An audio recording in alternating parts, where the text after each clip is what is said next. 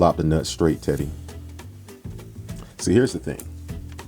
If you can't spot the sucker the first hour at the table, then you are the sucker.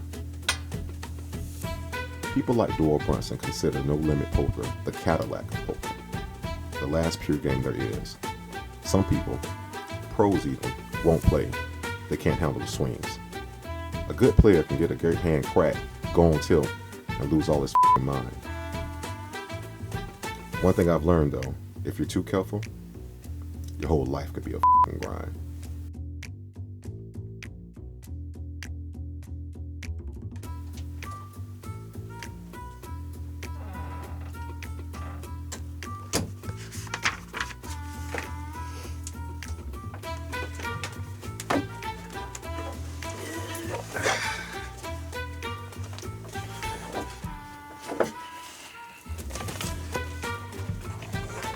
So you're not even gonna give me a story about why you couldn't be to the podcast on time?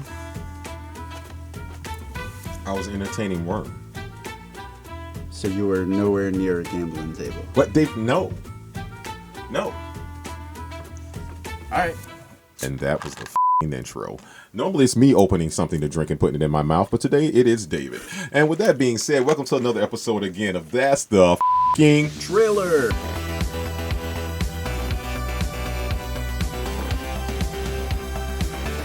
Guess what we have for you today? David, tell them. We are covering rounders, and I am terrified. This was your pick, so where did it come from? Let's go ahead and just jump right into this thing. I want to say the year was 2000 and I think 11 or 12, and I was a big sports fanatic, and I used to go to sleep watching sports every night. And so one night I was like, what is that sound? It's some westerny sound that kept coming on TV, and it was on ESPN. I'm like, is it bull racing? Is it cows? Well, I mean, what's getting ready to happen? Is it Pee-wee's Playhouse, the farm one? But what wound up happening was it was poker, and I was like, I had no interest in poker whatsoever. Like I love to wager every now and then, but I had no interest in poker whatsoever. The thing that was almost like just eking at me was, why the hell is a card game on ESPN? Have they sunk that low to now recovering cards on ESPN? Like, who's not buying these spots? And so at first I just dismissed it as like a little promo, and the further and further it went, they started showing more and more of it, and I was just like, oh my gosh. And what really got me into it was not necessarily the card game, it was the banter. It was they found a way to bring the fan in. ESPN did something I had never really seen before. It was like real time. You were able to see what the actual player had.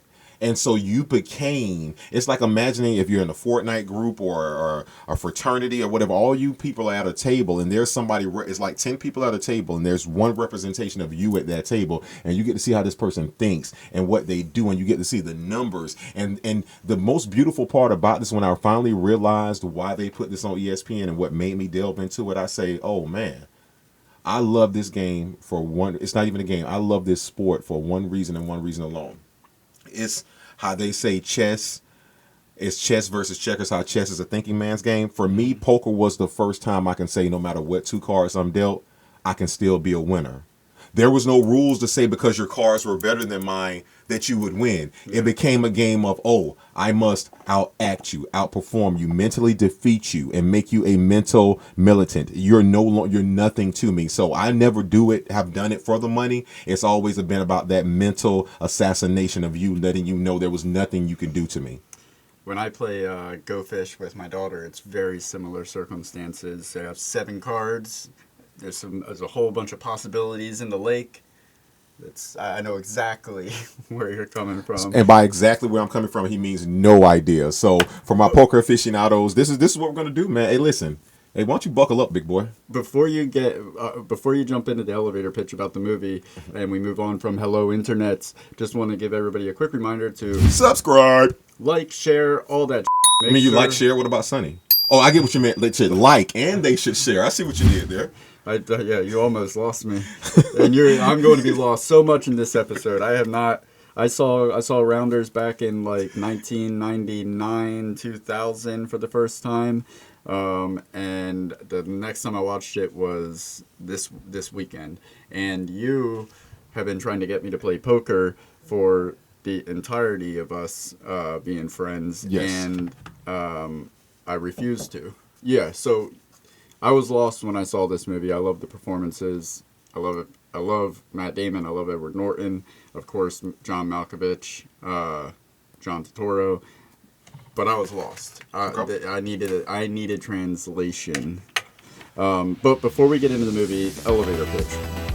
For people out there that have not seen the movie, what is Rounders about? Rounders is a film about life. It's one of those films that I talk about that actually transcends more than what it's about. We've mentioned how I felt like Black Panther, while it was a part of a series of films, it could have been a standalone film. To me, it was not. It's almost not even just Black Panther. When I went back and we were talking about also with Christopher Nolan, how he was the first person to really bring that genre. It's not like a Marvel film. It was a film about a superhero, but more so about the person that became the superhero. So to me, watching Rounders and seeing it the exorbitant amount of times that I've seen it, to me, what makes this movie watchable and makes it an instant classic is the fact that they were able to blend something. You don't have to know about poker for this to be a good film, and you're a true testament to that. And that's why I advised you. I say, listen, imagine you like this film not knowing about poker. Imagine if you learned about it and then rewatching it. It's like watching something and having an opioid experience, having something blow your entire mind. So to tell them what Rounders is about, Rounders follows Mike McDermott, played by, of course, Matt Damon, yes. Matt Damon, coming off the Good Will Hunting high, everything that was going on around that time. How do you like them apples? Love it. He is, and when we first meet him, we know that we found out how intelligent he is. They do very good character development, and we meet him, and he takes a big loss. I won't tell, I mean, spoiler alert, it's only, since 1998, whatever. But essentially, he takes a loss, and we find out he takes a couple of losses throughout the film, but he runs into his best friend, who's just recently released from jail. We'll talk about who is Worm. So Worm and, of course, Mike McD go these adventures throughout the film, but at a certain point, life decisions have to be made, and that's why I say that I resonated with this film so much. And it really shows what a true, if you are a professional gambler or wagerer, it shows that there's more to just the money. You have bills to pay. You have people looking for you. You like your whole, I'll put it this way. The reason why people should watch this film, and it's why my elevator pitch, because just like that, just like life, you're always going to have to gamble regardless whether you want to or not, if you're going to get somewhere. And this is one of your top, what would you say, top 10? I'm too close to the subject to give it a decent, but if I had to just based off of me, I wouldn't say top 10 films of all time. Never would say that. I would say it's in my top 50. If I'm just being completely honest, it's in my top 50 because, again, I love film too much just to throw this up there because it features poker. But I will say this, it's like, as far as star power, man, get out of here, man. Like, for people to, like, for everybody to, and I mean everyone involved, to those names you named, to have to tone down their performance for the art form for itself to speak is insatiable. I have one. I'm gonna have a lot of questions for you, but I have one specific question I want to get into before we start talking during the movie. Who do you identify with the most as far as character, how they approach the game, all that, between Kanish, KGB, Worm, Mike? I'm so glad you asked me that. I identify more with any Kanish. I thought so. Okay, that's a healthy place to be if you're going to be right. Because if you notice, he says, "You fucking punk." I don't play for the fucking thrill of winning the World Series of Poker. I have alimony. I owe rent. I got I owe child support. My kids eat. To him, he's what they call a grinder, and that's why sometimes I try to explain it to you, like, you're a gambler, you're this, and I'm like, well, no. I'm a grinder. Like, I'm not here to try to win $1 billion. I'm here to take a little, like, I know I don't want to be known. You, like, when you are fly under the radar, you collect as much as you can and you get away. You don't get out there just to try to win it all. So yeah, I would say Joey Kanish, the street legend, and he's going to be popping up a picture of the real Joey Kanish right about now. I would have taken you for a Mike. Thank you. That's from a that mental was standpoint. not a compliment, and we'll get to that. Let's talk. It felt like one. All right. So what are we going to? Oh, our talking points. They cut down my funding. All right. Talking during the movie. Let's discuss Rounders. I will just, before we, this isn't necessarily about the movie. This is just more so of when I watched it last night. It took me back. Because, like I said, I hadn't seen it since 1999, 2000. So I put this on, and it was such a simpler time. It brought me back to 1999. I watched this for the first time at Ian Wolleiser's house, with a big salad. This is like, when I Seinfeld reference. Nah, that's just true to my past. Wolleiser's had the best salads. But so, as I'm watching it the whole time, all I wanted to do was play GoldenEye or Mario Kart on Nintendo 64 because it was just a sign of the times, man. It brought me back. So It's very nostalgia. Yes. Very nostalgia. Trip down memory lane. Definitely trip down memory. One of the things that that we just spoke about here. One of the talking points of the film is that I love the fact that what this film did a very good job of doing was fleshing out all the characters that they really dove into, and they don't wait to do it. It's not like you get spoon fed throughout the film, right? They spend, at least to me, 3 to 4 minutes of bringing in these characters' traits. So at first we meet Mike McD. He starts and it starts with a voiceover, of course, but it's showing you like he keeps his money hidden in different parts of his apartment, which means he's obviously been robbed before in New York. That's number one. But number two, he shows that that's also how he plays poker. You can't, if you get this money, you can't get that money. You notice later on in the movie, he says, I can't lose what I don't put in the middle. That's what he's thinking. If I put all my money in one safe, it only takes one incident, my gone. Yeah. All right. So that's one of the first things you notice. And also, not just where he's hiding his money, they go across a couple of different books that he owns. So that also shows you he's still diversifying with his intelligence. I'm not going to learn just from one person. I'm going to learn from the top people at their craft and make my own style. So that's one of the first talking points I see, the character development with Mike. I definitely agree with what you were saying about it being like a slow burn, it taking its time. That's one of the things that I really liked about the movie, is that it takes its sweet time while still being entertaining, but the first hour of the movie is setting up a crazy last hour of the movie that, like, all of these dominoes are lined up to fall down in the last hour. And, the 15 large in 5 days, so 15 large means 15,000. I got that much. I understand money terms. I don't know about when they start pulling out the cards. But it was awesome to me. Mike in the first hour, you see Mike it sets him up as somebody that's trying to get out of everything. And at the same time, Worm's getting out of prison and wants him to get back in. And you just know that the going to hit the fan when Mike's girl leaves, because they set her up perfectly as being that character that's grounded Mike in this normal reality. And I'll get to her. But I'm just saying, like, so when they set her up in a way, like, as you as a viewer, you knew that when she was out the door, all hell's about to break loose, because Mike is now. Who was the most excited when she went out the door? Oh, Worm. Because now it's like, okay, so you went from being under her supervision, now you're under Worm's supervision. What do you say, man? It's just like they say, man, in the game of poker, women are the rake. The rake. Like, who says that? What saying? It's the ingredients for such a great story when you set things up where the lead character has nothing to lose and everything to lose all at the same time. Like, he's like, fuck it, all in. So that I loved. Okay.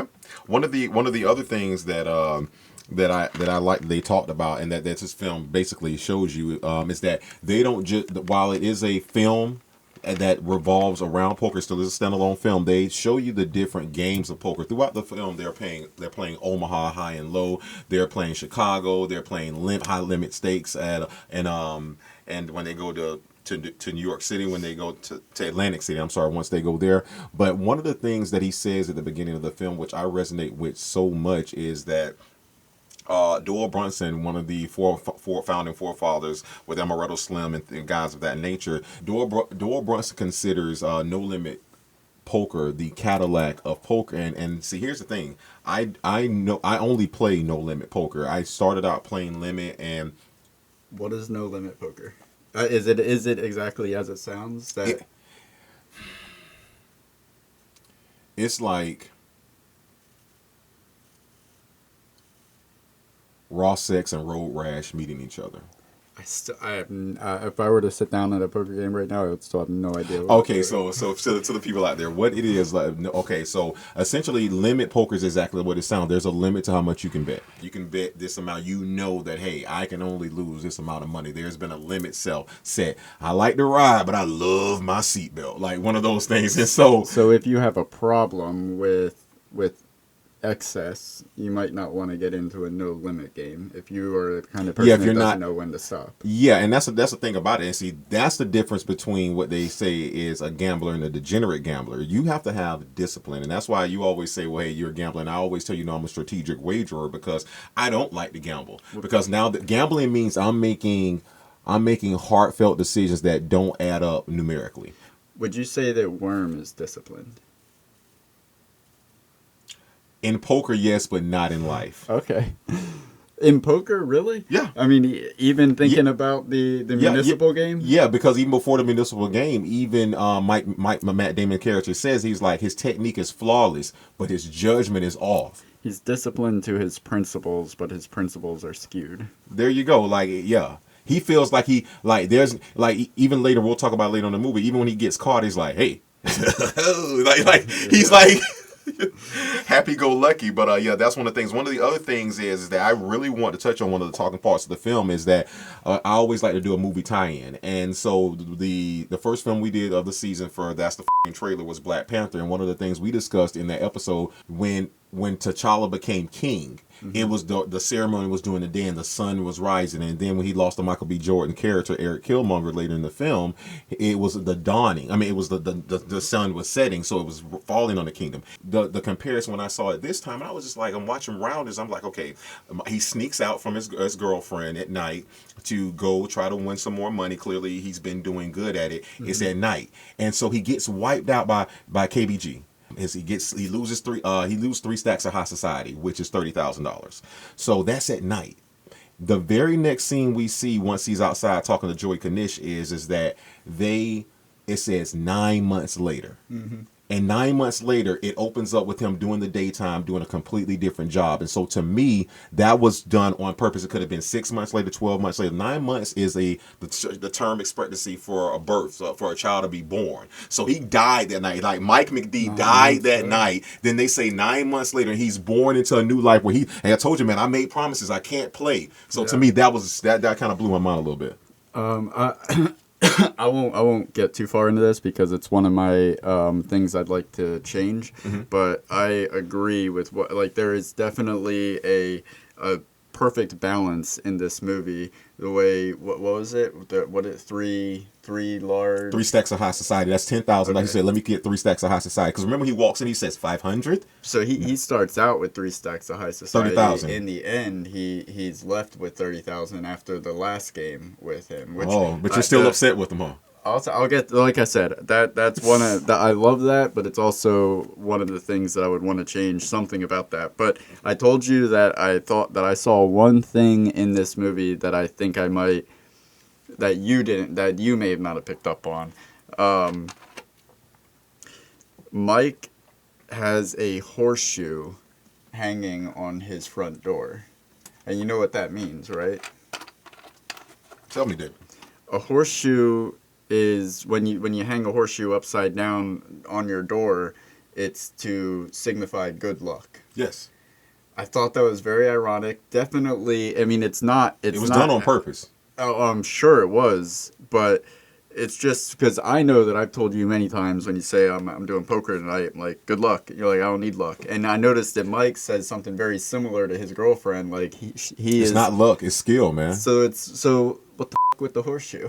Well, it's just kind of like, no, it's just like, hey, I mean, no, first, let's be honest with you. We both done film. That was a director placement. The real Mike McD would not have had that shit at his door. We both know that. So I love that. That is a very good point. One of the things that really spoke to me, it's about a couple of talking points about the film was that they said, we'll bring that part up later. So one of the other things that they had a lot of good analogies in the film. And one of the first ones they say is right at the beginning. He says he had to wind up driving a truck because he he broke one of the rules that even beginner card players know. Always leave yourself out. And you heard me talk about earlier, I treat life the same way. You diversify things that you can do. You want to be able to say, if this doesn't work, I can do this. If this doesn't, you don't want to go, as they say, all in, which is a no limit poker term, meaning you pushed all your chips to the center of a table. If this works out, you're going to be set. If it doesn't, you're f***ed. So yeah. I noticed that the movie was made or released on 9/11. Of course, this is 98, so it's before everything. But I just thought that was ironic that had a 9/11 release date, and the movie takes place all up in New York and Newark. So that was interesting to me. I do want to say that Abe Petrovsky is a motherfucking saint. What is his name? Martin Landau. That character was between him and John Turturro with Kanish. Yeah. Those two characters were like in a sea of sketchy characters. Those two were like the moral compasses on like different sides of the spectrum. Like he had two different Jimmy the Crickets or something, like you said, two different consciences. One thing I want to say is when you bring it up, it's a good segue, was they had a scene to where at the beginning of the film he goes to what they call the judges game or whatnot, and he's sitting in there with those judges.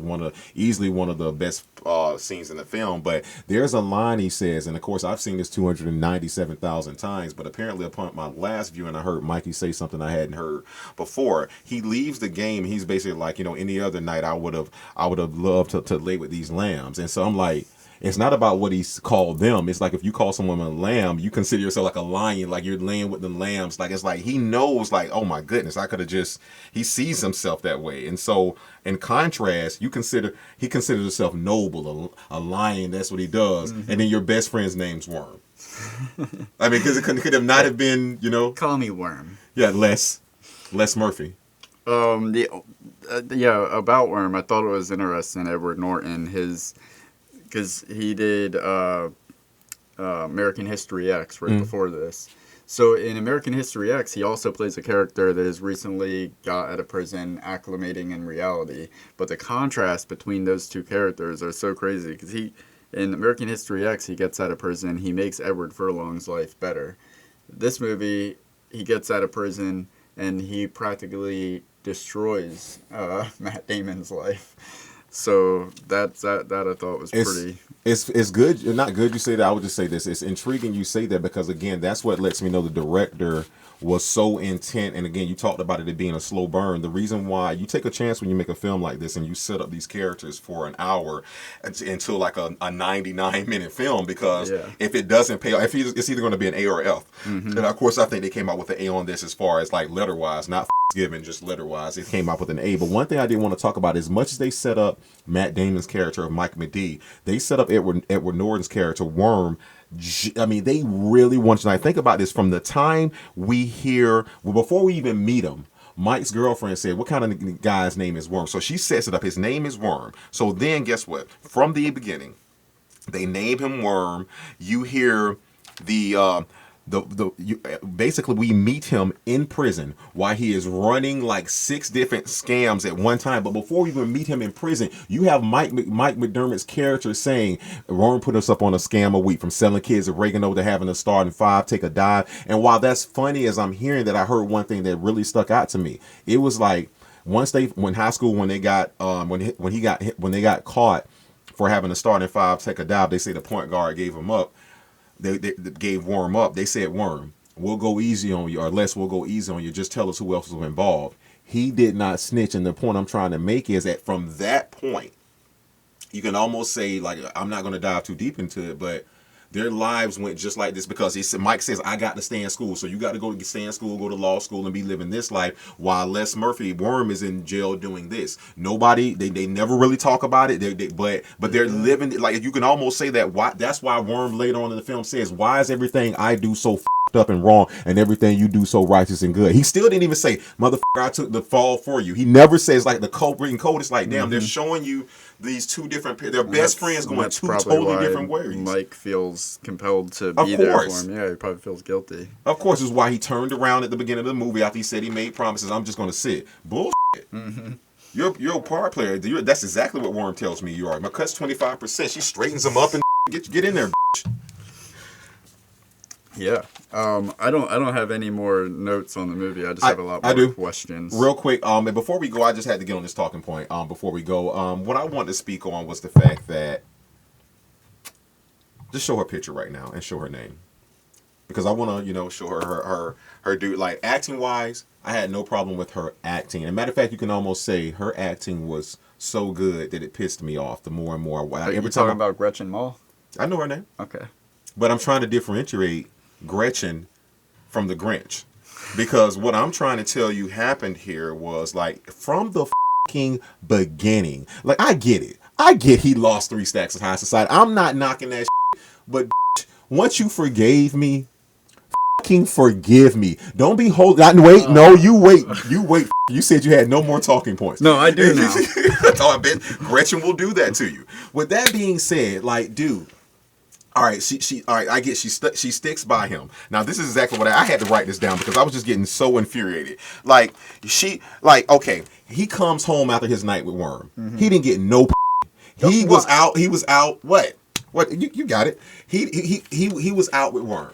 They were out. Like, again, yes, he was playing cards, but then she said, and then he comes and he's like, hey, baby, come to me. He tries to have coitus with her. Is that better? He tries to have coitus with her. And she was like, no, you got to go. And then after that, she starts questioning him, like, so tell me something, you weren't this or you weren't that, or something like, wait a minute, so you don't want to f me, you want to f with me. So that's a problem right there. Then, let me tell you how she gets loose with it. Then she says, so you were nowhere near a card game. Okay, yeah, he lied. I'm not saying he's right for it. He lied. He goes and takes the shower. Motherfucking Carmen Sandiego goes through his pants. She's the worst private investigator ever. She Justifiably so. Okay, I'm letting that ride. But you go through his pants, and then you sit it up on the thing. Later on says, you know why I left? I found that gangster's rolling your heart. I knew you found it. It was sitting up on the, like, why are you, like, come on. He was the one playing dumb about it. He put her in the position to have to explain. I thought that would speak for itself, but where'd you go? The wad of money on the counter didn't tell you, and you say he doesn't forgive him. If you're gonna forgive him. She did forgive him, but then he keeps on fucking up. Because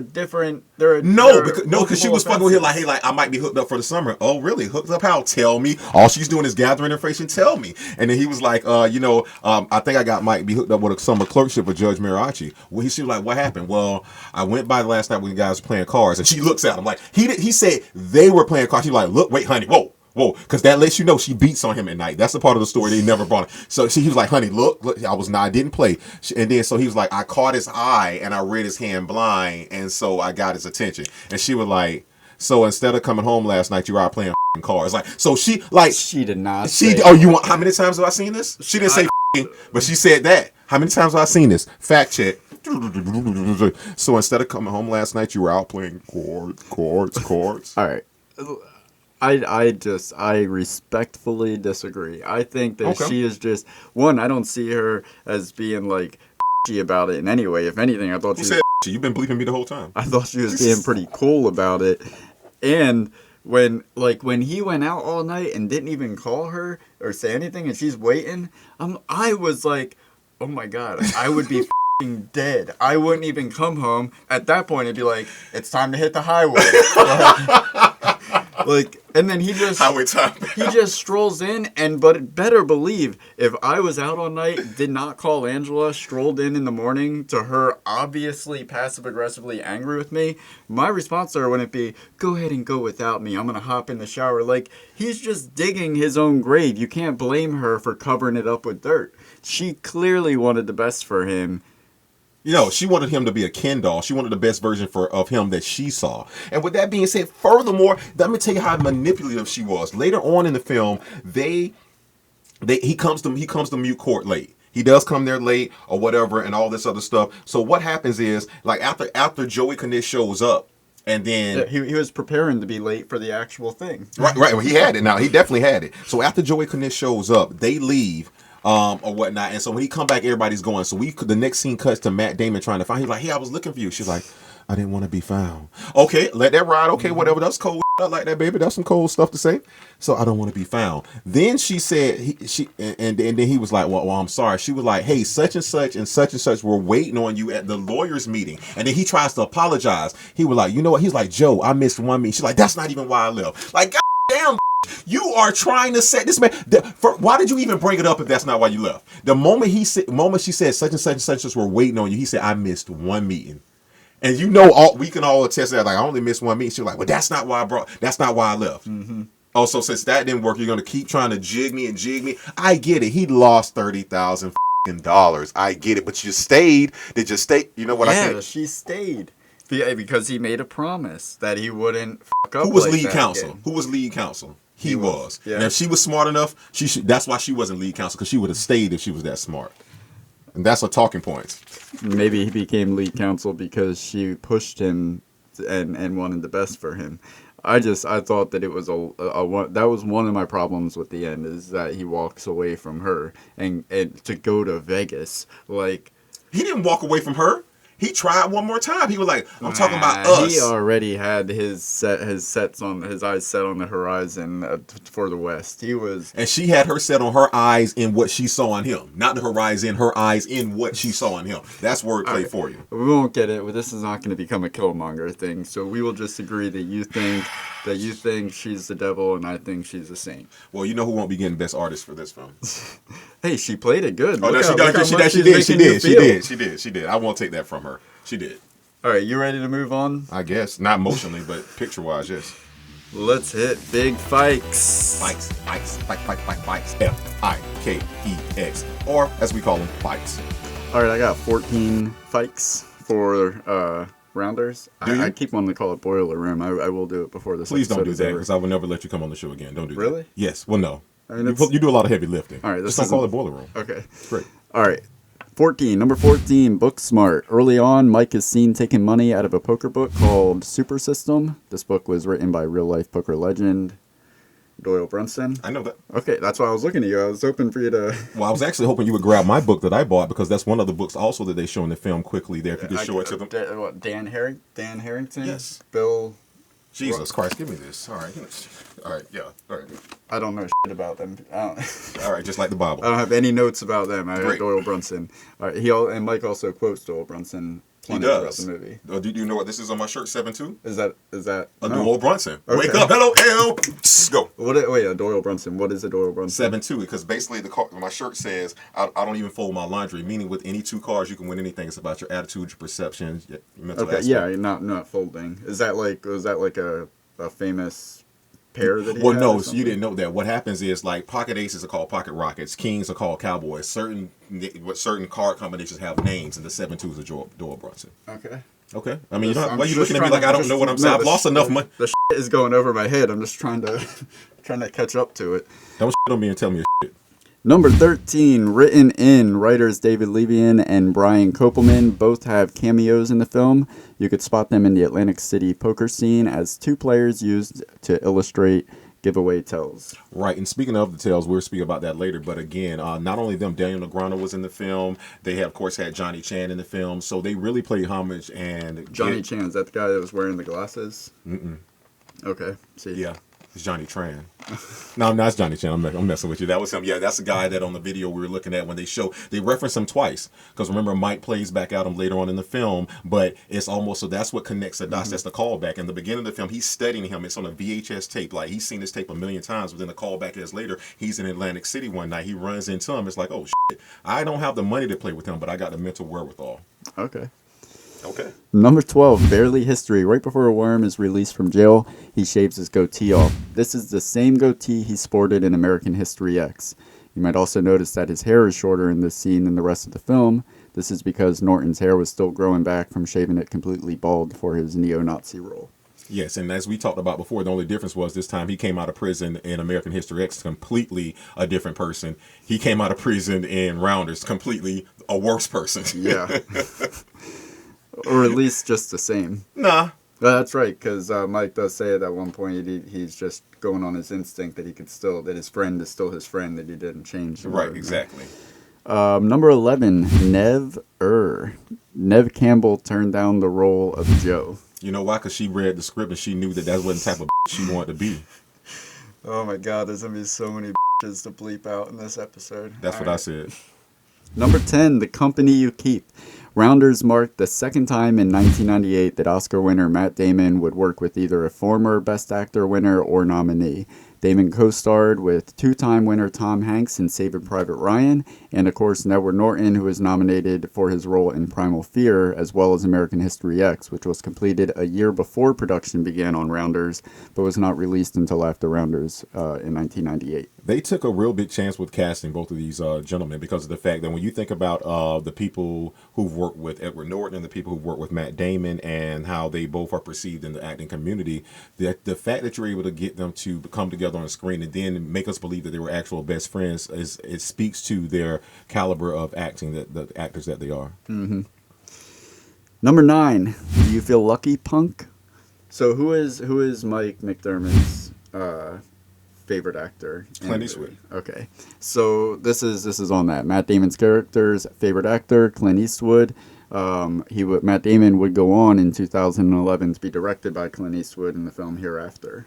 Just a little connection. Number 8, Same Eye. Rounders was in production in December 1997 when Good Will Hunting was released. Both films star Matt Damon and were shot by cinematographer, I'm going to f*** this up, Jean-Vez Esquive. I like it. Does that look right? Did it? Yep. All right, we'll go with it. J-Y-E. I'll just say that. J-Y-E. Number 7, Norton Hears a Who. John Turturro's character references a famous boxer named Norton, coincidentally, of course, the same last name as one of the lead actors in the movie. I love that because he did just get busted up. And he tells him that in the bathhouse scenes when he comes out, like he just went 3 rounds with Norton. Man, you do know this movie well. A little bit. All right, number 6, Marvelous. Edward Norton and Famke Janssen would go on to appear in Marvelous films. Marvelous. See what I did? Definitely not Marvelous. No Marvel here. Although, go ahead. Edward Norton and Famke Janssen would go on to appear in Marvel films later in their careers. Norton portraying the Incredible Hulk a decade following Rounders, and Famke Janssen appearing in the X-Men trilogy as well as Wolverine in 2013. They are no longer with the Marvel Cinematic franchise. I'm going to throw that out there. Spoiler alert. I know that you said that Mike is based on a real-life person. Mike McDermott's character, they say it's based off several different characters. I got one of them. Who? Based on the Howard Stern show. If we could trust the Howard Stern show. Number 5, The Norm. According to a Howard Stern interview, the film is partially based on actor, comedian, professional Burt Reynolds impersonator Norm Macdonald. That lets you know he's an avid strategic wagerer, not gambler. Yeah, it fits, definitely, for his character. Number 4, No Smoking. Worm was originally supposed to smoke, but Edward Norton, a strict non-smoker, refused. Not only did he refuse, he got scenes put into the film. While other scenes are getting cut, he got scenes put in the film specifically showing how much he hated smoking. Yeah, I wondered that about that scene in the prison when that whole punchline relies, well, it doesn't rely on the fact that he doesn't smoke, but it definitely makes it funnier when you find out that he's taking cigarettes and he doesn't smoke. When he tells him, if you're so convinced on killing yourself, you should become better card players. I just wonder if that scene was written with it in mind for him to be a smoker, and he changed it because he doesn't want to smoke, and it made it funnier, or if that whole scene just came to be because... I think it came to be because of him, even from the punch-out shot with the trash can and that punch-in shot with the trash can and everything. That's actually a good segue to number 3, Loose Worm. Edward Norton improvised a number of Worm's lines, including, "She crossed her legs too fast," which is a quote from 1974's Chinatown, and we'll talk about Chinatown in just a little bit when we discuss the terrible people that brought us terrific films. Awesome. We will definitely be getting to that. And when he referencing crossing her legs, that was actually after he got beat up by someone named Grandma. So, you might want to spell, who crossed her legs too quick. I don't know. Yeah. Number 2, Lines Blurred. In 1998, Matt Damon and Edward Norton played the $10,000 buy-in Texas Hold'em Championship at the World Series of Poker in Las Vegas. Damon was knocked out during the first of the 4-day tournament by former world champion and poker legend Doyle Brunson. How weird is that? Yeah.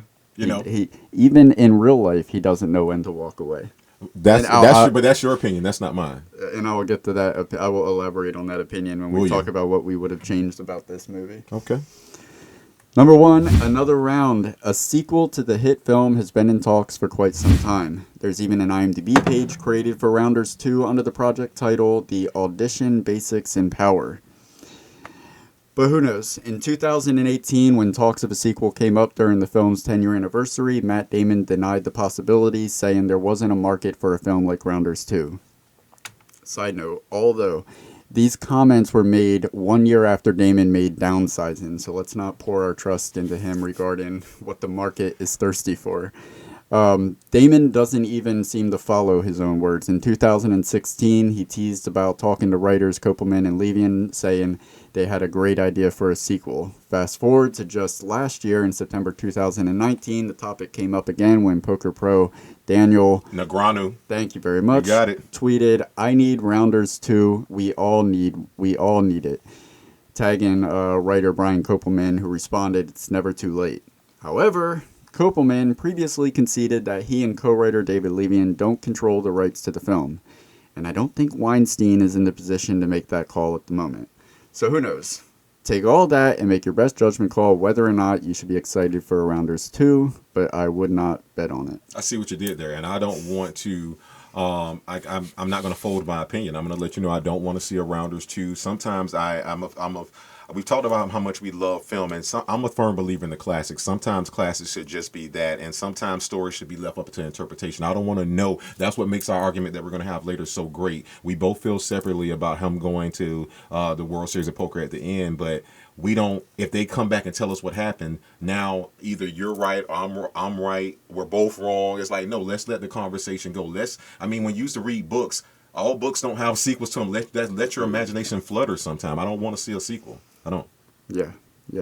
All right, and guess what, guys? Those were big Fikes. There you go. All right, before we get out of Big Fikes, we have a special segment for today's episode. We have to recognize the fact that this film, we don't have to, but we're going to. This film is produced by now infamous Harvey Weinstein. So, with that being said, this segment is called Terrific Films, brought to you by Terrible King. And I mean terrible. Before we get into this list, Hollywood is rife with terrible people. I've condensed this list to 10 people. This is not to say that these are the worst 10 people. This isn't a countdown from 10 to 1. These are just 10 in no specific order that I was able to find in the time that I had. And really, to find them, all you have to do is just close your eyes and reach, and you will find somebody in Hollywood that's how terrible. most of them got in trouble, close their eyes and reaching. Yes. Gotcha. All right. So here we go. Number 10. Tim Allen was a drug trafficker. On the other hand, he gave us Tim the Toolman Taylor, Big Trouble, Toy Story, Jungle to Jungle. I think Wild Hogs was a greater offense than the cocaine smuggling. Number 9, Rob Lowe had sex with a 16-year-old when he was 24 and filmed it. Robert. On the other hand, he's Chris Traeger, Parks and Recreation. Come on. What he is triggering a memory that I don't want to go down anymore. Thank you. No. Also, I am. It's too late. Go, man. Number 8. Slippery slopes there. Depending on who you ask, O.J. Simpson is a murderer. Is O.J. Simpson a murderer? Huh? On the other hand, Naked Gun. I told you the juice to get you.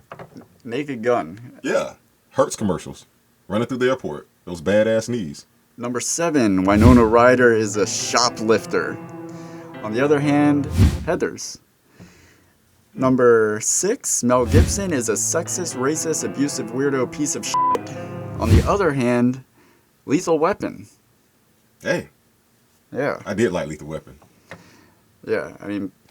I didn't realize he was a Lethal Weapon. Passion of the Christ was alright, but yeah. It's just a little violent for my taste. Ask the atheists what they thought. You did. I just told you. It was alright. As an atheist, I did not like watching Jesus get the shit beat out of him to that degree for that length of time. That was terrible. I mean, right there we should have known that there was something, whatever. Whoa. Number 5, Victor Salva. This guy was convicted of sexual misconduct, oral sex with a... Why am I saying it so excitedly? Like it's... Why are you looking at me as if I saw the pre-show notes? Why, like, allow me to change tones. Victor Salva, Victor Salva was convicted of sexual misconduct, oral sex with a 12-year-old star from his film Clown House, and child pornography was also found in his home. On the other hand, Jeepers Creepers, Powder, two very good films. and yet again, he was on Powder being a creeper when he committed those crimes. Let's keep moving. Thank you. Actually, when I worked at Hollywood Video, we took copies of all the copies that we had of Powder out into the parking lot, and they were VHS, not DVD, so it was much more gratifying. You talking about the film or the drug? I was 19.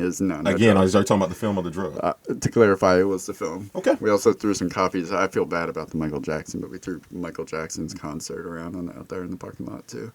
That's respectful. Number 4, Roman Polanski, and that is Polanski, not Petlansky. F***ers. He is a fugitive charged with 5 offenses against a 13-year-old girl when he was 43 years old. Rape by use of drugs, sodomy, lewd and lascivious acts upon a child, furnishing a controlled substance to a minor, and just general perversion. On the other hand, Rosemary's Baby, Chinatown, The Ninth Gate, The Pianist. He's still making movies. Did you say the ninth grade and the penis? Because that's what I heard. Next, that's probably what he heard too. Yeah, there you go. Green light. All right. Number 3, Bill Cosby and his countless offenses of drugging and raping women. On the other hand, Dr. Cliff Huxtable. I have to say, And Ghost Dad, depending on who you ask. Ghost Dad was an alright contribution. Meteor Man. Number 2, Woody Allen married his adopted daughter. On the other hand, pretty much all of his movies. I don't really get into them, but apparently they're... You can just ask Paul Mooney how he feels about freaky ass Woody Allen. And number 1, and I guess this really is number 1, because this guy is like the poster boy for the Me Too movement. Harvey motherfucking Weinstein, the serial sexual assaulter. On the other hand, let me take a breath, because you have not seen a movie that this fucker has not done. I actually found out we have like 3 movies just in this 13 episode season that were done by Harvey Weinstein. So he's inescapable. Good luck trying to what's it called? Boycott. He may be inescapable, but he's not escaping the prison system he's in now. So let's keep going from there. And I guess Harvey Weinstein, he's inescapable. I'm sure a lot of women out there would have the very same. Damn, this whole thing was just a bad idea. Well, you're the editor. All right, so Harvey Weinstein, yes, all terrible for all that. On the other hand, and this goes through the alphabet twice on this drop down here. So, True Romance, Pulp Fiction, Flirting with Disaster, The English Patient, Scream, Mimic, Air Bud, Copland, Good Will Hunting, Jackie Brown, 54, The Faculty, Shakespeare in Love, Scary Movie, Jay and Silent Bob Strike Back, The Lord of the Rings, Equilibrium, Gangs of New York, Chicago, Kill Bill, Fahrenheit 9/11, Finding Neverland, The Aviator, Sin City, Clerks 2, Sicko, Death Proof, 1408, The Mist, Rambo, Zack and Miri Make a Porno, Capitalism, A Love Story, Youth in Revolt, The King's Speech, Silver Linings Playbook, The Django Unchained, Southpaw, The Hateful Eight, and of course, Rounders. It's not like they just read his whole deposition. I can make a sentence of all the things he did wrong. He did sin in a bunch of cities. He's probably been doing it since 1408. I have proof that death should be there as intimate. He's not a king speaking. He's been round and round with all these fucking litigation charges. You want me to keep going? I bet he would love Neverland, just keeping everybody young. How many clerks has he f***ed over? 2? More than that? See, like I said, it's more than that. Well, yeah, so there you go. Anyway, that's, again, we don't... You keep saying we. This was your idea. I went along with it, and now I'm in a deposition.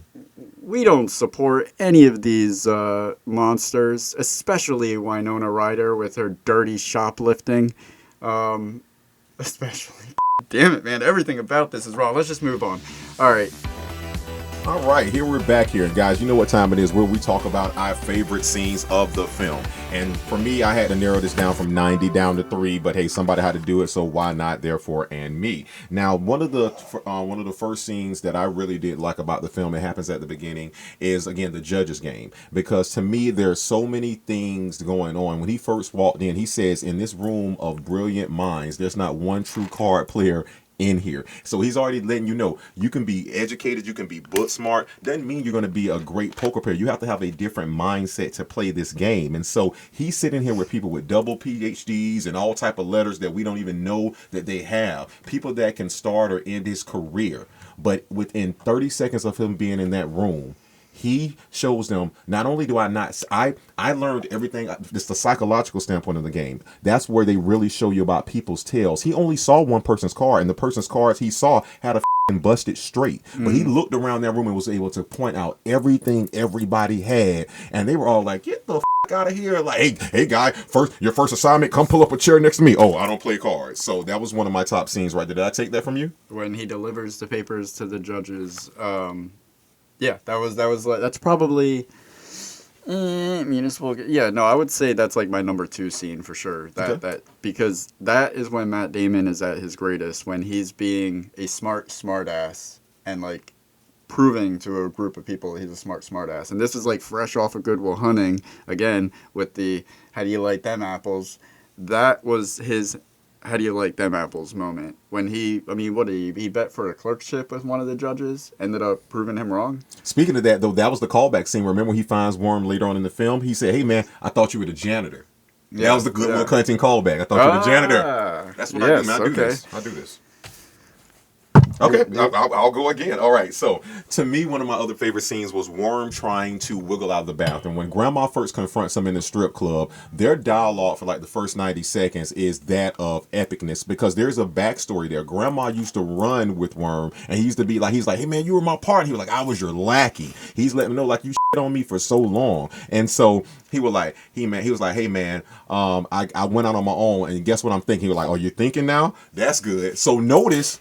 When he throws this motherfucker in the bathroom, he's like, all right, now here's what I'm thinking. Like, he's still, like that verbal jab you got out there. He was like, instead of you owing 15,000 to 5 guys, you owe 25 large to me. He was like, and that's the first time you see Worm, like, take somebody like the IRS just came to get him. He was like, man, what the f*** did you get off? He like, what the f*** do I get off? He was like, where'd you even get that money to buy up that type of scratch? You've been rolling in the village again. And then, like, he backhands him, and even to me that bathroom scene encompasses what Worm was. There's pouring all over the background. There's a guy getting a blowjob soon as they walk in there, and then Grandma, who makes his money off prostitution and gambling, is like, man, get the fuck out of here. Come on, get the fuck out. Don't zip it up. Get the fuck out of here. Yeah. And he's trying to tell him like, you're the first person that just got fucked in the bathroom and I didn't take my dick out. That's why that's a beautiful scene. This isn't one of my scenes, but it does remind me of that when they come back to bargain with him, and he, like in most scenes like that, the antagonist would have like beat the shit out of a human being to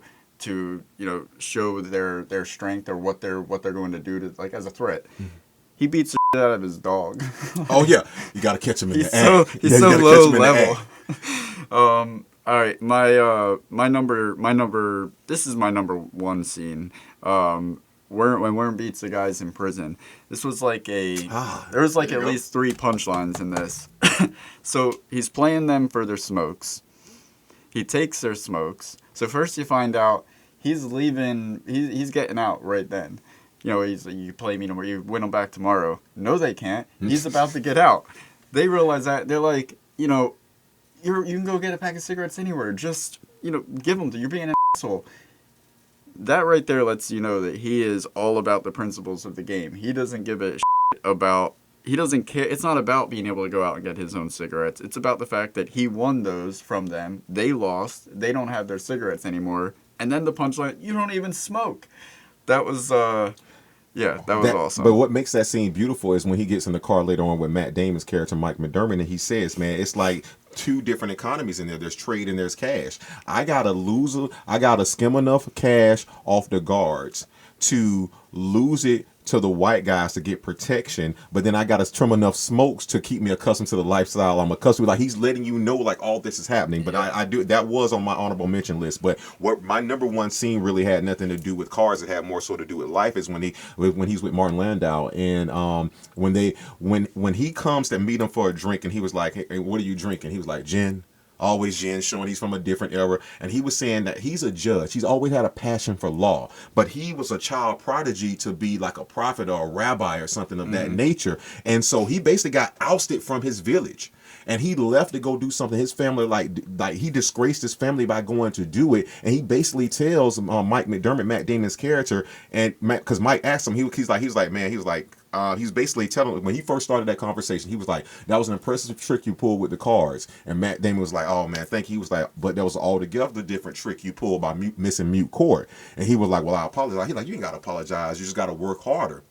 And that's when he sat there and looked at me like, well, let me tell you this story about me supposed to be in a rabbi. At the end of that story, Matt Damon says to him, he says, well, let me ask you this. If you could do it all over again, would you make the same choice? And he looks up and says, what choice?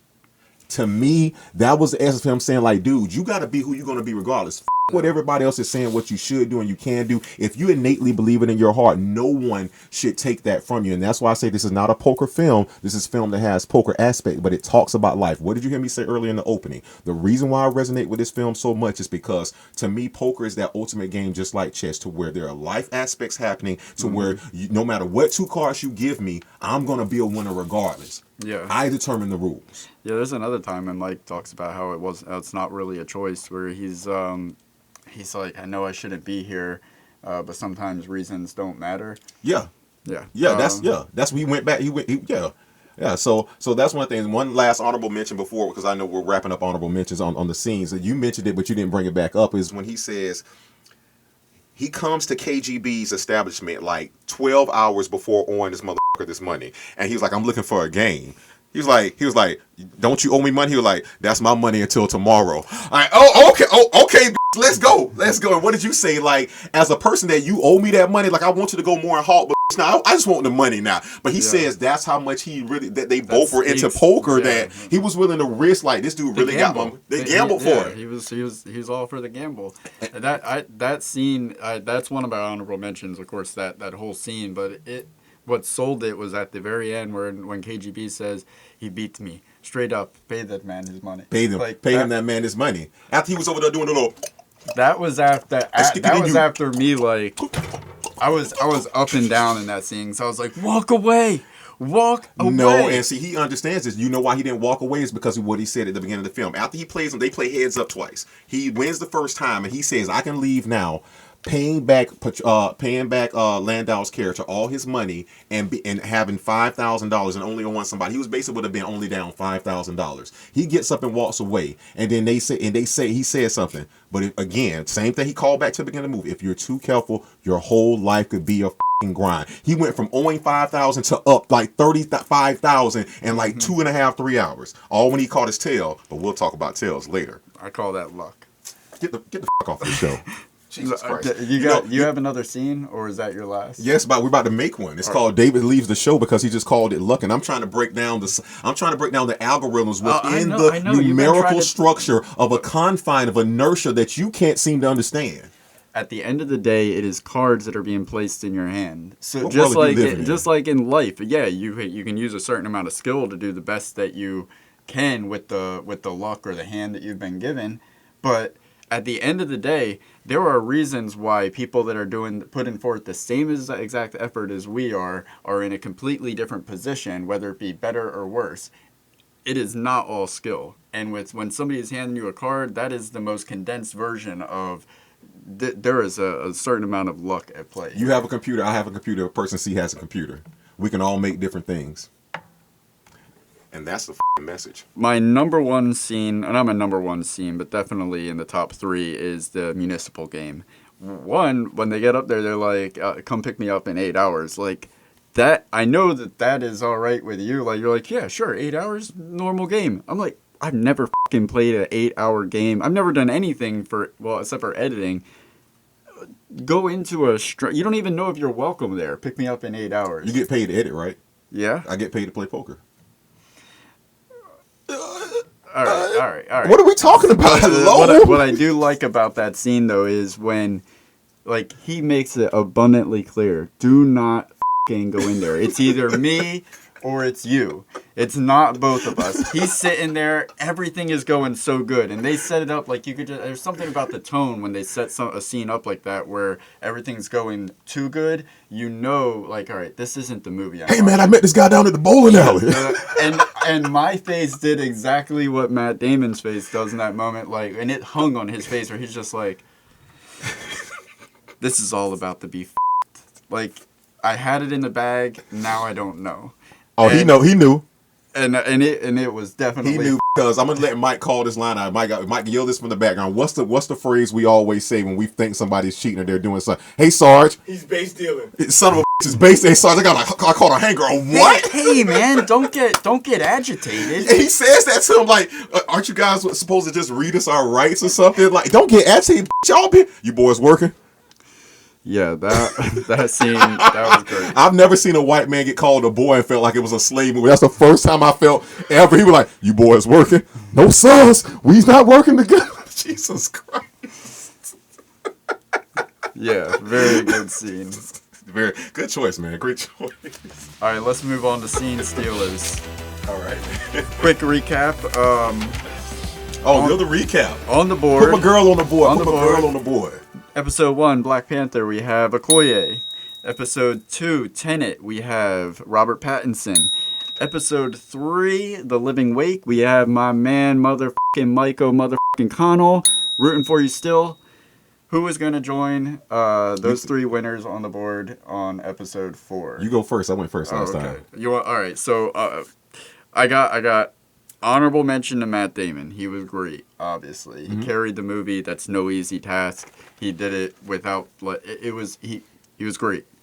My only issue why he is not going on the board on my behalf today is because every time I was watching him, all I could think was, I wish this was Good Will Hunting, because this was pretty much all of the wit and character development and plot driving, the slow burn.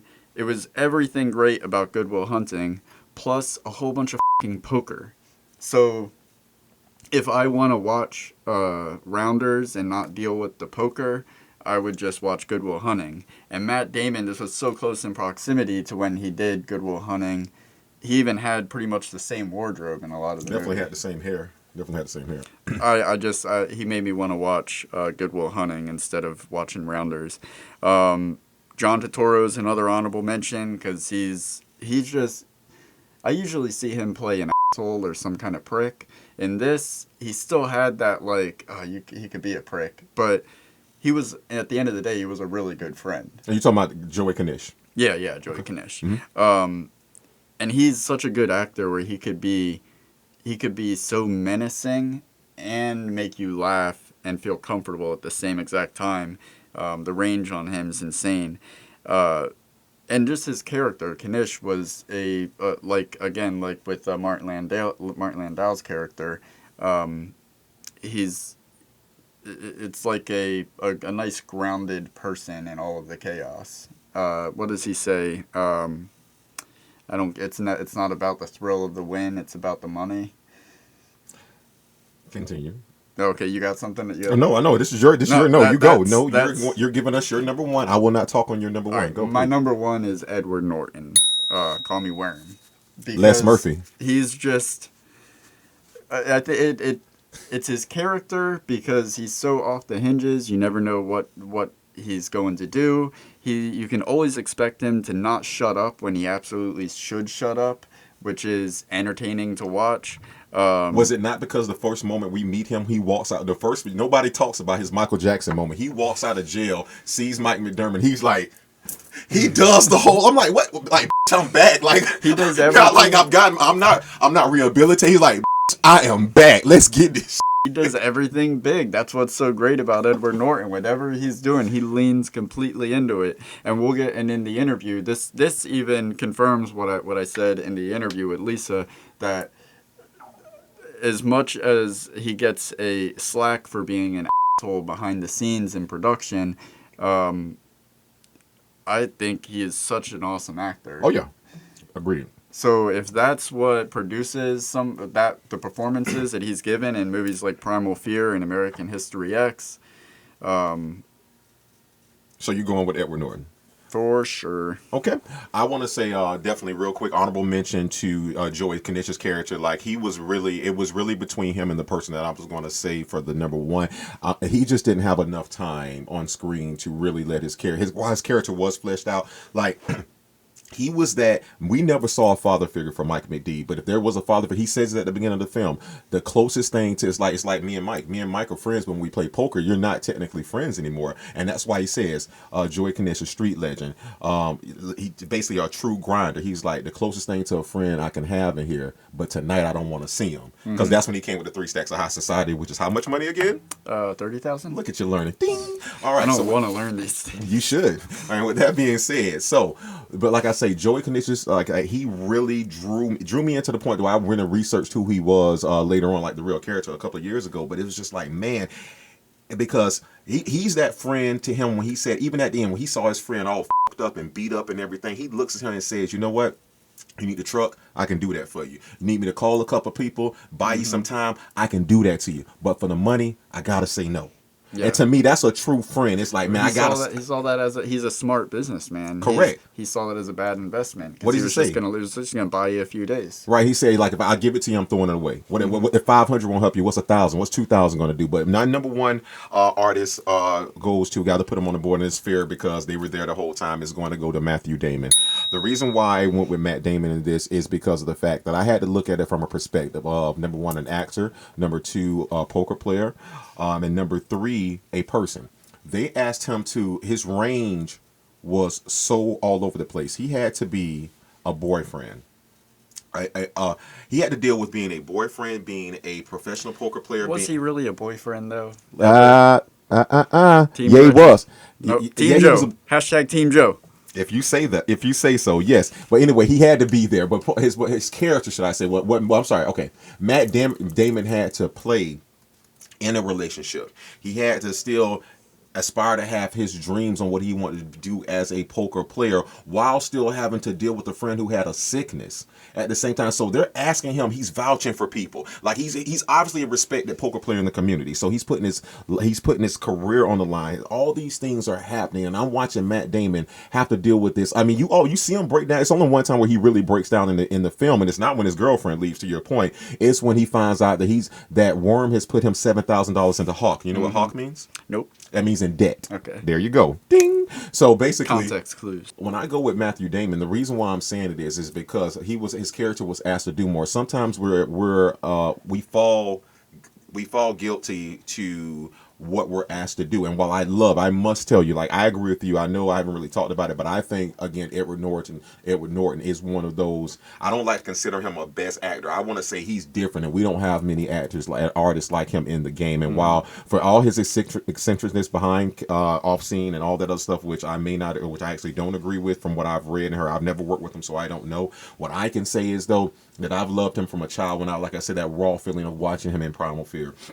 That feeling of seeing him in American History X and not saying, seeing straight through that and not saying, dang, Edward Norton's a racist. Like, nah, he has me into this role. But for me, again, Matt Damon was asked to do so much in this film. It's like from the narration to me, like you were on screen for like 95% of the film. Like we don't even meet Worm until 30% into the film. We've already went through so much. And he's out of it for the last 15-20%. Highway time, pal.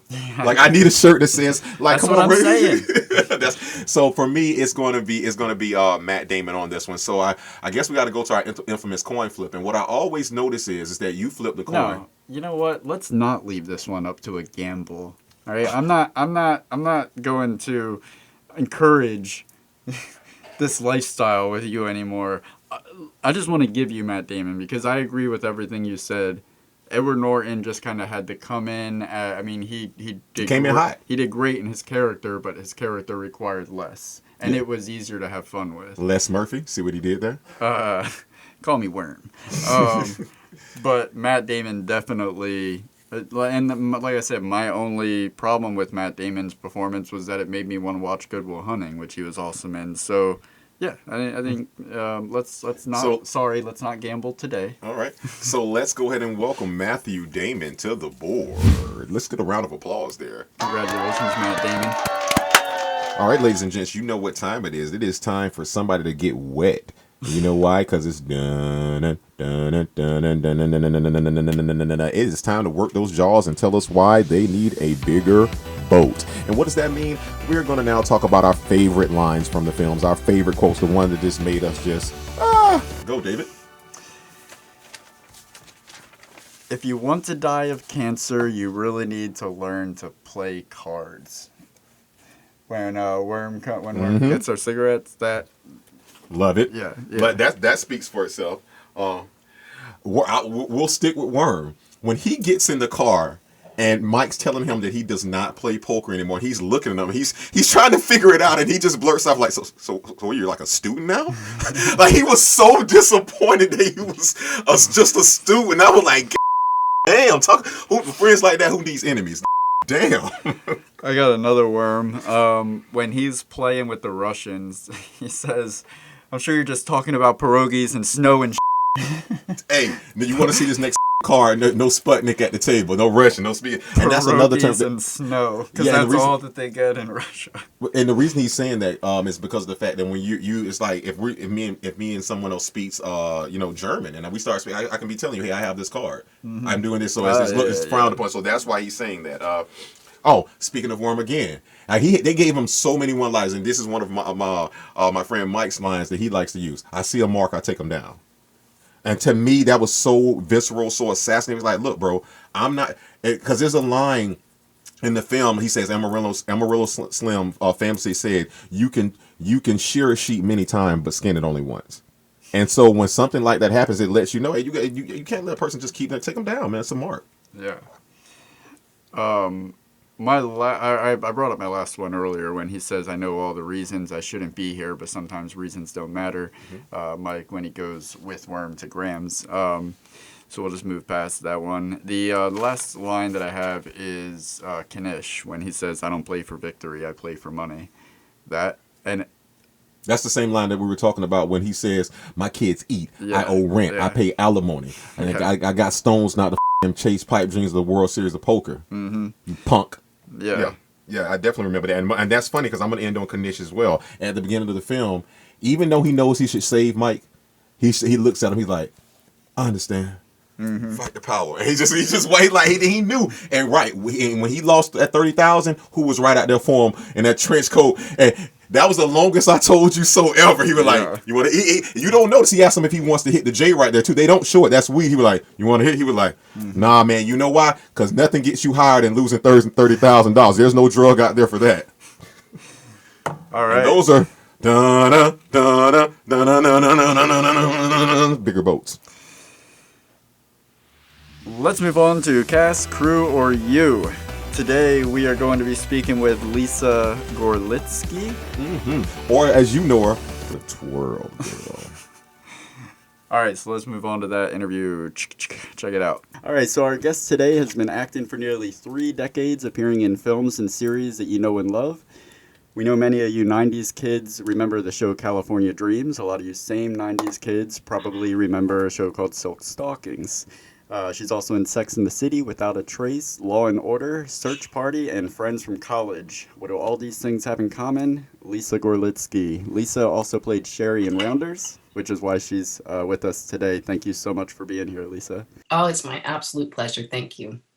So we definitely want to get into Rounders and the other projects you've been a part of. But before we do, just want to take a moment to see how you're doing as an actress, a human being, a parent, a wife, somebody, a New York City resident, most importantly, in the midst of this whole COVID-19 pandemic. How are you holding up?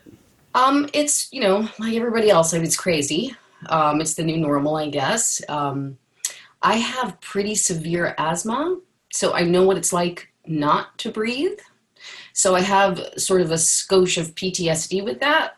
So as a result, I have left the house, I don't know, probably I can count on my hands in the last 6 months. I have left the house that many times. So I went, right before things went kind of on lockdown in March, I went for a run. We live in Brooklyn, so I went for a run in Prospect Park, and I just felt like people were getting too close and, to each their own, but I just didn't feel comfortable. So my anxiety level just went, and I was like, nope, I'm staying at home. So I've been at home, and thank God for our backyard. And that's what I do. You played Sherry in Rounders, opposite Matt Damon, Edward Norton. we understand this was a relatively closed set, so we aren't at liberty to go into too many details, but what can you tell us about your experience on that production? It was pretty amazing. It was at the height of Matt Damon's sort of success. How do you So there was like a them lot of apples? buzz around it. Yeah. He was exploding, you know. So I didn't know what it was going to be like. John Dahl works in a really interesting way. He likes to rehearse, which is unusual. Not you, sort of you just sort of usually go to the set. There's not really a rehearsal time. You go to, you know, hair and makeup, and then you come in there and you may run it once. They put you on your spots or your markers, and that's pretty much it. He wanted to rehearse first, and so before they even sent us to hair and makeup, they called us all to set. It was a closed set. It was freezing. It was a dead winter, freezing. And I was wearing, I mean, you know what that part was, right? So I came in sweats, like sweats, baseball cap, no makeup, and I'm 5 feet tall, right? And I'm very tiny. And I'm standing next to John Dahl, and I see him look down at me, and I see him look back, and then he's like, "Did I cast a cheerleader?" He was like, what? I was like, no, I skank up really good. I'm telling you, I skank. So he right away, he was just so relaxed and so calming. And one of my favorite things about that set was there was this one moment where they had like a technical difficulty. And it was a little complicated. So we had a little downtime that was unexpected. It ended up being a 16-hour day. It was really crazy. But this particular moment, I saw him sitting sort of by himself in his director's chair. And I was like, I'm going to go over there. So I went over. I was like, "Hey, John." And he sort of looked at me like pleasantly surprised. He's like, "Yeah." I said, "I have a question for you." He goes, "Shoot." I said, "Why did you cast me in this role?" And he just sort of cocked his head to the side. He goes, "Good question." He goes, "Strong choices. Never forget that. Strong choices." And since then, I have asked almost every director I have ever worked with, "Why did you cast me?" And it is some iteration of those words. That's such a good thing for actors to do. I'd never even considered that. That's such a, because you can get so much valuable information from the other side of a successful audition. It's a working relationship, and I agree with you 100%. Let me ask you this here. A lot of times, and again, not just with rounders, something you may have been in before, and as actors and actresses know, you can come out and, like you said, you can nail it, you can kill it, everything's going good. You're like, I can't wait to get to the movies. Oh, it's just going to be great. And then all of a sudden, you find out some of, as they call it, the cutting room floor. What is that like to, see that, put in that work, and then find out it's not there, but still be happy for your other coworkers? And then how do you deal with that? And can you speak to any of your scenes that maybe were cut without breaking any type of, G14 classified rule? Right. That happens a lot. It really happens a lot. It did happen on Rounders. I had some scenes with Michael Rispoli, who played Grandma. I love Michael. He is such a dear. I can't tell you what a sweetheart he is. And I had a lot of scenes with him that were cut for time. And when we were shooting them, I was like, oh, these are kind of superfluous. It's kind of saying the same thing, or like Matt Damon's character would come back without Ed Norton's character, and then we were sort of in there and having a lot of conversation. But I was thinking in the back of my mind, well, I don't know how this really fits in, So I was surprised that they were left out, but then I wasn't surprised afterwards, So it happens more times than I can tell you. All right, so now these are your words, not mine, so don't sue me here. She says she can skank it up. Now, I did hear that, correct? Now, so I have to ask, were you one take Tasha? The one take Tasha is when you nail it the first time. How many times did you guys have to do you want to twirl? Like, how many times did you, the twirl, how many times did you have to go through that?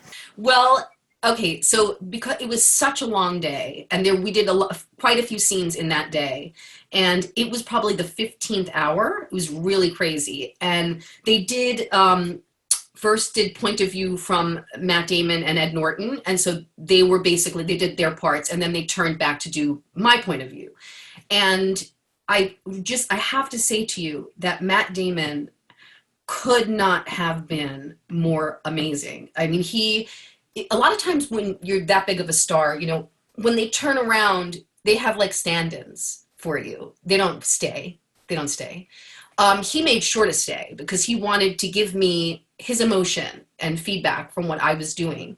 So it wasn't a ton of takes. It was also absolutely freezing, and I was pretty much naked. So he was so protective of me. I can't tell you, like, every time I would be shivering like this, just shivering. My fingers were blue, my lips were turning blue, and in between every take, he'd be like, "Get her a sweater, get her a robe, somebody get her hand warmers, bring her some tea." He was so worried about me. It was the sweetest thing. So, yeah, it wasn't tons of takes. It was probably like an hour for that particular scene, but it hurt because it was really cold and I was really Pulled it off. And shout out to the makeup artist. I mean, I did not. I'm looking. I'm waiting on her to show up. I don't know who you are, but that is not the same person. So shout out to the makeup artist. Goodness grief. I can't help but notice that there's two gentlemen in the scene that shares the scene with you. You bring up that Matt Damon was excellent. Sometimes there's implications in the things that you don't say. So Edward Norton, and I want to preface it with saying I loved Edward Norton since Primal Fear. You know, yes. I Lost Time to American History X and yes. everything beyond. I mean, he is a fantastic actor in everything he's in, but it is fairly well known that he isn't the easiest to get along with on set. In Birdman, with his character, they even blurred that line of reality a little bit, and which makes me think that even he knows this and kind of has a sense of humor about it.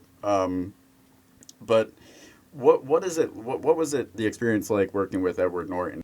I would say he is a true talent. He is one of our finest actors. And I will also say that he is a challenge. That is probably all I will say. And who knows why? You know, people are people. We all have our issues, right? He was very professional. I will say that. But he's a challenge. I will say that. Oh, thank you. Thank you. That's good enough there. Thank you. On that. Yeah. And I don't want this to be a judgment on Edward Norton in any way. Still go watch his movies. I mean, he has like 7 posters of Ed in his home. He still calls him Ed, so don't worry about it. I did want to ask about one thing. Of course, the director John Dahl has worked on so many projects that I've seen that I love myself personally. You're talking about many episodes of Justified, Californication, the Americans. We talked about Dexter, Homeland, Shameless. I mean, you name it. Now, I mean, Breaking Bad and True Blood. Goodness graciousness, man. Oh, Suki Stackhouse. He has his hands in so much television. Like, so much of my life has been spent watching him without realizing it. Yes. Oh, yes. So could you tell us what it was like working with him on the process and things like that? I mean, it's pretty much what I was saying before. He was extremely accessible. He knows exactly what he wants. He's also a director that sometimes you can be on set and a director gets so in your head, like it's almost as if they don't know how to speak to an actor because it's your heart is on your sleeve. And if you're told like you're doing it wrong, a lot of times you can sometimes feel really bad and get in your head about it and just have a really bad day.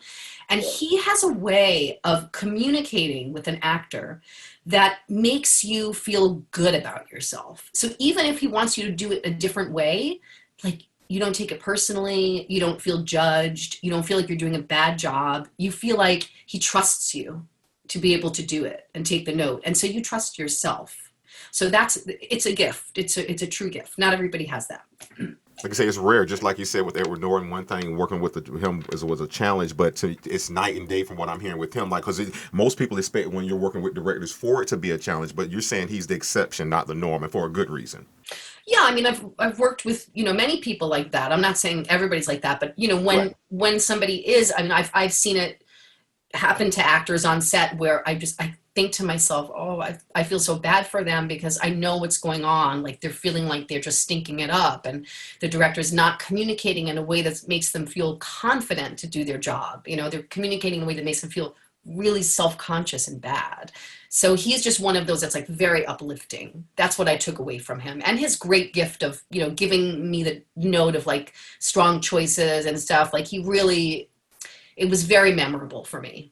So Rounders is drenched in talent, like extremely talented actors between John Turturro, John Malkovich, and then you got Matt Damon, Edward Norton at their prime, or actually like fresh off their prime from, you know, maybe it's like Primal Fear and Good Will Hunting. But there's, you know, so many people. Meet Martin Landau. I mean, I can go on. There's so many people in this movie. What was your fondest memory working on the production? I really just have to say how kind people were, how it was at the pinnacle of Matt Damon's career, and John Dahl being who he was, that it was such an open feeling set, and that you really felt like you were in good hands and taken care of. And it doesn't always happen, especially with that amount and caliber of talent that you just mentioned. Sometimes, you know, it can be a little bit like I had mentioned before, like you're sort of infringing on that, or you're not, you know, you're at a different level than they are. There was none of that feeling. There was no hierarchy feeling, or like you weren't worthy or something like that. Everyone was on equal ground. So that's what I walked away with from that. That's my favorite memory of it. Very cool. That is awesome. Yeah, that's yes. All right, so I know that this is the last question we have, but before we get to that, I just want to say thank you again so much for being here. I saw your birthday speech on YouTube. I had no doubt that this was going to be a fantastic interview after watching that. Thank you. So I know a lot of your projects are still in hush-hush territory where we can't talk about them, but can you tell us where people can find you so they could follow your work? I have to tell you that this pandemic has kind of been prolific for me. I've been writing a ton, for myself and for others. And some of it is in development, so I can't talk about it. But one of the things is a half an hour episodic. I've written 10 of them loosely based on my life and all the things that we just talked about, of how many things that I juggle, and that you can still follow your dreams and be a middle-aged woman, you know. And I'm hoping that will resonate with people, because really you should follow your dreams at any time. And that's where you can find me. I have one little parting thing that I wanted to say earlier and I forgot to say it. To other people that are aspiring, and to kids that are just starting out, something that really, really helped me, and once you can get back into the rooms of the casting rooms, when eventually that'll happen. When I first got out of college, I volunteered to be a reader in audition rooms. And I cannot tell you how invaluable that was. When you're in one of these BFA programs, it's not really something you get to do. What you get to do is you're in a room and you see 500 people come in for the same role. And what it teaches you is, why does that person stand out? Why do they not? And I can't tell you how invaluable it was for me to learn that. And I actually did pass that on to SUNY Purchase and said, you guys really should start a program and offer like a summer program or apprentice or something like that. I'm sure they'd love it. So I want to say that. Other than that, you can find me on Instagram, Lisa Gorlitsky, on Facebook. And then I'm hoping one of these projects that I can't really talk about will be happening really soon, and you will find me there. Well, Lisa, I wanted to personally say thank you. This has been a dream come true of mine, because when we decided to do this show, this is one of my film picks, and I was like, man, if we can just get anybody, I don't care who we get. But I mean, when I found out that it was you, I was like, the twirl girl. He didn't even have to tell me. I said, twirl girl, twirl girl, twirl girl. So you're twirl girl, but now that I actually got to meet the woman, you're much more pleasurable. You're much more like, this has been like one of the best interviews I think we're going to have this season. So Lisa, thank you for not finding it robbery to give us some of your time, expertise, and words of encouragement for the future generation of artists out there. Yeah, you have so much knowledge and with all of your experience in the field, so thank you very much for sharing some of that with us. Oh, thank you guys so much. Now, this was really wonderful, and it gave me a break from politics. So thank you. There you go. Yeah, we're going to talk about that. No. We're not talking about that. Not at all. So, Lisa, we look forward to you and more of your work, and hopefully, like I say, we'll be doing good, and we'll do good by you, and thank you so much for everything. All the best. Thank you very much. So nice to virtually meet you. All right, there you go. Thank you. Have a good one. Bye, guys. Bye-bye. And once again, we want to thank Lisa again for giving up your time. We're glad you're staying safe during these COVID era times that we do live in. And of course, guys, if you want to find Lisa, you can go back through here, hit subscribe, watch the interview again, and tell her how much you loved her. So thank you again, Lisa. Now, one of our segments we always talk about, because as we told you guys, we're going to be completely honest and transparent when we did this show, which was we're going to talk about things that we would have liked to improve with the film. And so this segment here, we're going to let Mr. David tell us what would he have liked to improve about the film. All right. The ending. I wouldn't even call it an ending. I'd call it the epilogue. Because it could have easily ended when he leaves KGB's place. It could have even easily ended like shortly after that and just have him driving off. I love the fact that the whole, you could look at the whole movie like a single poker game. He started out with, what was it, 3 large? 3 stacks of high society. 3 stacks of high, $30,000. He started out with $30,000. Okay. Goes through all this up and down, owing this person money, winning some, losing some. At the end, gets $30,000 back from KGB. Like, breaking perfectly even at the table. Like, the movie being like a mirror in itself, the beginning and the end. Why didn't they just leave it right there? Why didn't they leave it ominous? Why did he have to go to Vegas? Is this movie promoting, or... I'm not even going to ask you that because you're going to say, yes, it is promoting poker, gambling, but I thought it would have been so much cooler if he would have just... Like, he could have went to Vegas, but why do we have to know? Why couldn't he have just said goodbye to the girl, got in the cab, and drove off? If you're watching the movie and paying attention, you know that he doesn't know when to walk away. Like, again, I don't know that. The line that he says, he knows he shouldn't be here, but sometimes, that doesn't matter. He never walks away. He doesn't walk away with KGB at the end, which worked out in his favor.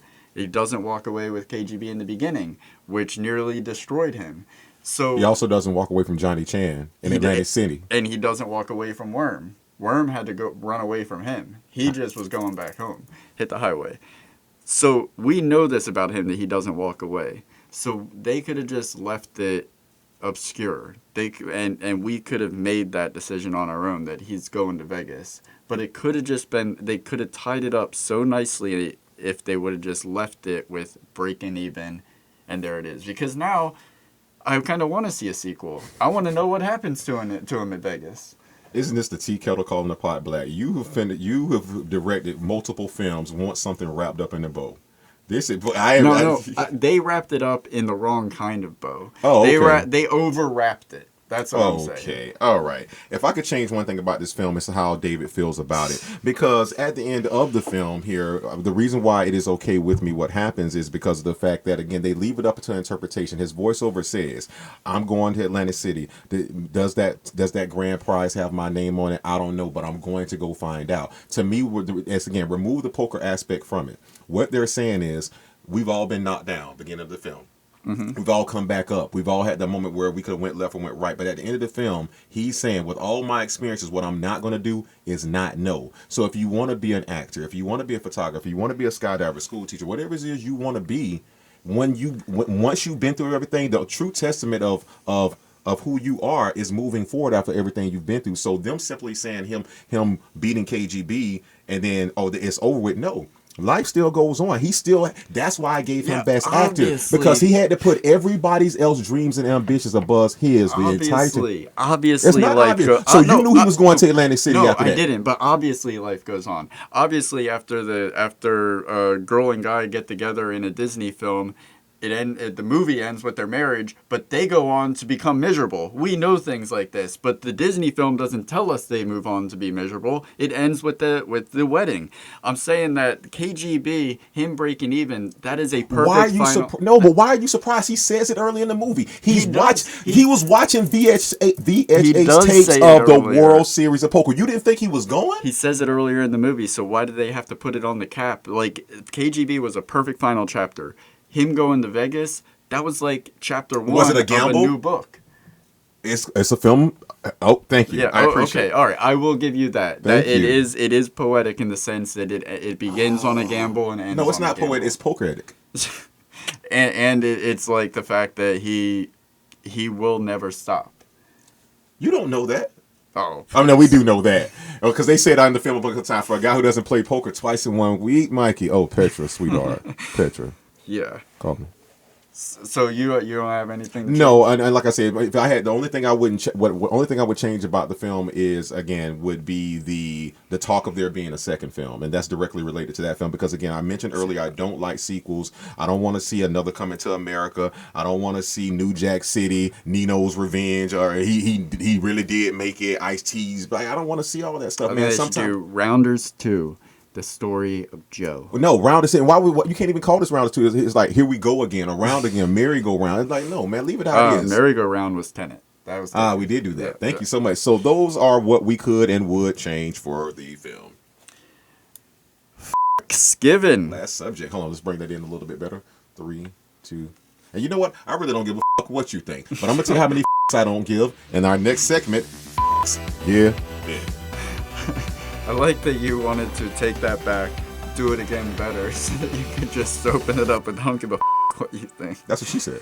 Fxxks Given. How many do we give this film? Do we give it 1, 2, 3, 4, 5, a whole fistful of How many How do you with this?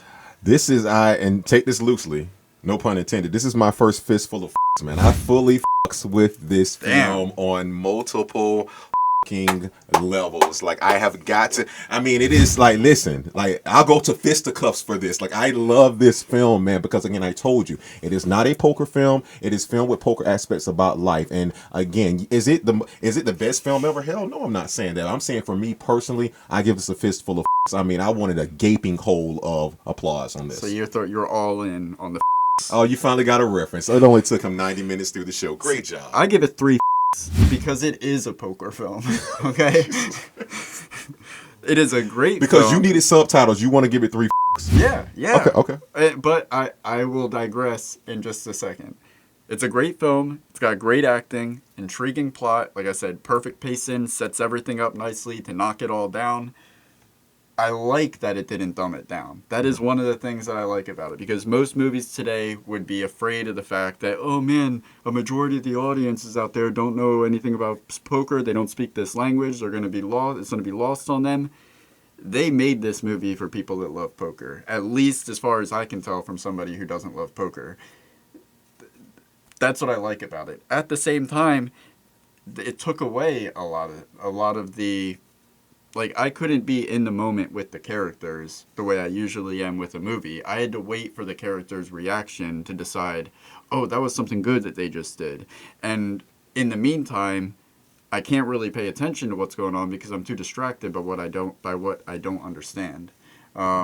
And there was a lot that I didn't understand. That's fair, but but before we go to our last coming attractions, remember I told you though, that's what makes this movie beautiful. That once you do learn, just if you ever learn how to play just for the intelligence of the game, when you go back and watch that movie, your mind's going to be blown even more, and that's when you can give it a fistful of. Let me know when that happens. Okay. Don't bet on it. Oh, I see what you did there. Hey, 2 in 1 segment.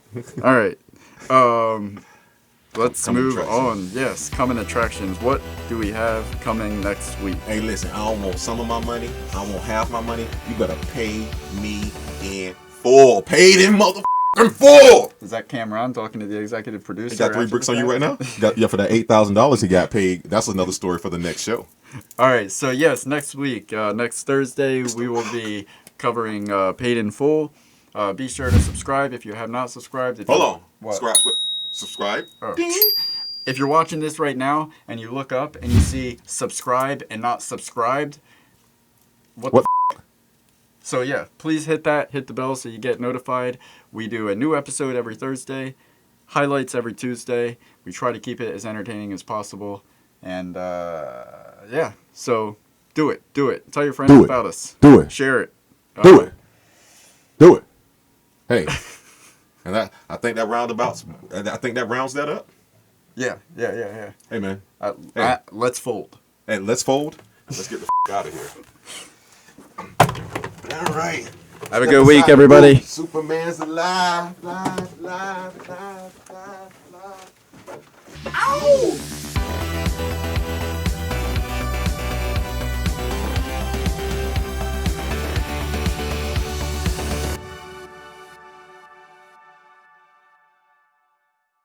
That's the trailer.